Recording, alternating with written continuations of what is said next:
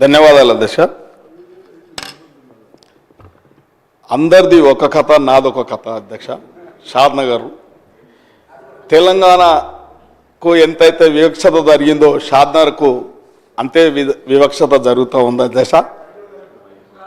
ఇలా ఉద్యమకారుడు అని చెప్పి తెలంగాణ జాతిపిత మా తాను 2009లో పోటీ చేసిండు అధ్యక్ష. కరువుల జిల్లా, వలస జిల్లా, పాలమూరు జిల్లా అని చెప్పి ఓ స్లోగన్ తీసుకొని వచ్చి అక్కడున్న రైతులందరినీ మోసం చేసి ఎలక్షన్లో గెలిచిన తర్వాత తెలంగాణ బిల్లు పెడితే బిల్లుకు ఓటేయలేదు అధ్యక్ష.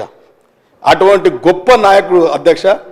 ఇలా మా నియోజకవర్గంలో ఎలాంటి సోర్స్ లేదు అధ్యక్ష. ఒక నోటిఫైడ్ ట్యాంక్ కూడా లేదు షాద్నగర్కు.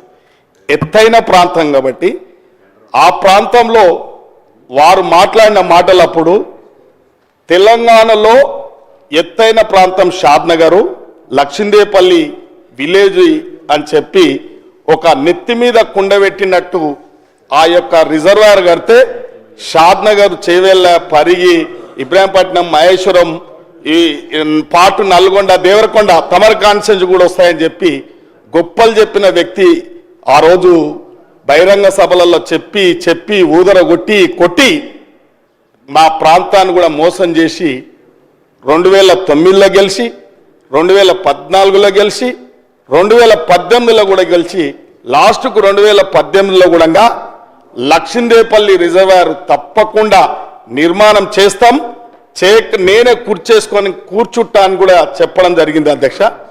ముఖ్యంగా మా ప్రాంతం ఈరోజు ఏ అవకాశం లేదు, నీటికి కటకట, తాగునీటికి కటకట ఉంది అధ్యక్ష. ఆ రోజు వాళ్ళు చేసిన మోసాన్ని, వాళ్ళు చేసిన అన్యాయాలను కూడా ఎదురు తిరిగి మేమందరం కూడా ఇప్పుడున్న రాష్ట్ర ముఖ్యమంత్రి వర్యులు, ఆ రోజు వర్కింగ్ ప్రెసిడెంట్గా పిసిసి అధ్యక్షులు ఉత్తమ్ కుమార్ రెడ్డి గారు, బట్టి విక్రమార్క గారు, కోమటిరెడ్డి వెంకటరెడ్డి గారు అందరూ కూడా అక్కడ ఒక దీక్షను కూడా చేయడం జరిగింది అధ్యక్ష. ఒక భరోసా ప్రాంతానికి ఇవ్వడం జరిగింది. షాద్నగర్కు ఖచ్చితంగా ఈ యొక్క నీటి ఎద్దడి నివారించడానికి, ఈ రిజర్వాయర్ పూర్తి చేయడానికి ప్రభుత్వం వస్తూ ఉందని చెప్పి ఒక భరోసా కూడా ఇవ్వడం జరిగింది అధ్యక్ష. ప్రత్యేకంగా బట్టి విక్రమార్క గారు కూడా చనిపోయిన ఉద్యమకారుడు గద్దారు కూడా అక్కడ వచ్చిండ్రు అధ్యక్ష. ఆ కటకట, ఆ ప్రజల యొక్క అవస్థలు, అక్కడ ఉన్న రైతుల యొక్క ఇబ్బందులన్నీ కూడా వారు పాదయాత్ర చేసి బట్టి విక్రమార్క గారు కూడా ఒక బహిరంగ సభ ఏర్పాటు చేసి రైతులకు మన ప్రభుత్వం వస్తూ ఉంది.